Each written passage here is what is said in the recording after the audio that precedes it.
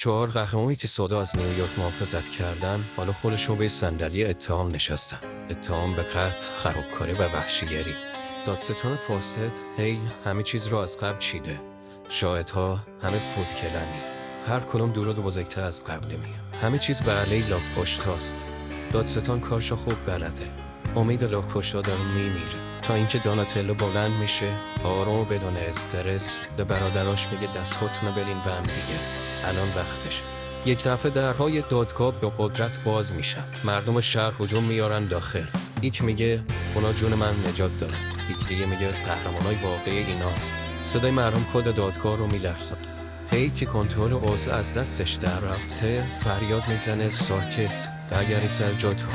اما دیگه هیچ کنترلی روی اوضاع نداره. در همین لحظه طلایی دوناتلو انگشتش رو میبره بالا و میگه دفاع ما آماده است. شاهد آخر ما ابریغانیده.